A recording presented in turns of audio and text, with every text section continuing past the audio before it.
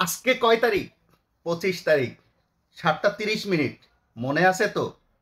বাংলাদেশ বনাম ইন্ডিয়ার football match, the south Asian Clasico দেখার জন্য প্রস্তুত আছেন তো?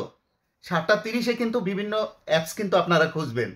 আমি কিন্তু ঈদের আগে আর একটা আনন্দ, মানে ঈদের যে আনন্দ, তার আগে আর একটা যে বড় আনন্দ আমরা হয়তো পেতে যাচ্ছি। জামাল ভুঁইয়া এবং আমাদের কিন্তু আর একটা ম্যাচই আসছে, হামজা চৌধুরী। তিনি কিন্তু আমাদের মাঝে চলে আসছেন।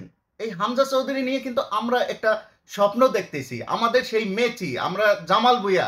ভাইয়া, আজকে কিন্তু এলোমেলো করা যাবে না, কোনো শটকে কিন্তু মিস করা যাবে না, তাহলে কিন্তু আমাদের যে আনন্দটা এবং বাংলাদেশের যে ফুটবল প্রেমীরা আছেন তারা কিন্তু আপনাদের দিকে চেয়ে আসে। আর আমরা কিন্তু আগে, যাই হোক ফাহমিদুল খেলতে পারে না, সেটা অন্য ব্যাপার।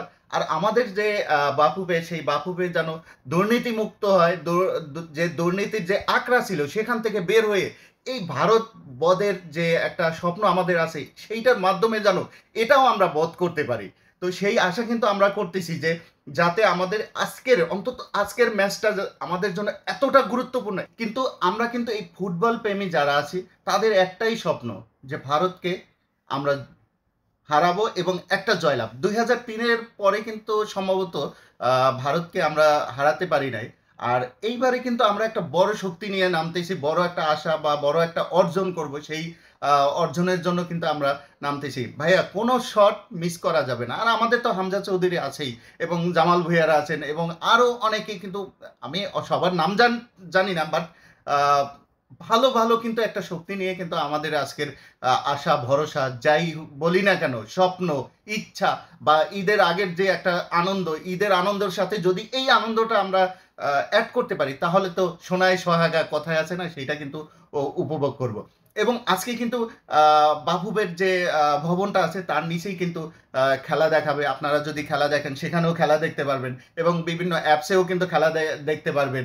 এবং হয়তো টিভি পর্দায় তো আমরা বসেই থাকবো সবাই তো 7:30টায় অবশ্যই।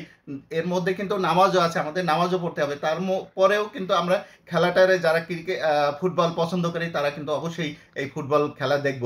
এবং আমাদের বলার, আমাদের যে প্লেয়ার আছে তাদের আমরা শুভকামনা জানাচ্ছি এবং তাদের জন্য বেস্ট অফ লাক, তারা যেন ভালো খেলে এবং একটা জয়, আমাদের এই দ্য সাউথ এশিয়ান ক্লাসিকো, এই একটা জয় আমাদের ভারত বধ, এটা আমাদের খুবই দরকার, খুবই দরকার। এবং ঈদের আগের আনন্দটা আমরা যেন উপভোগ করতে পারি। আমাদের প্লেয়ারদের বলবো, কোনো শট মিস করা যাবে না এবং শটগুলোর টার্গেট পূর্ণ হতে হবে। তো best of luck Bangladesh football team.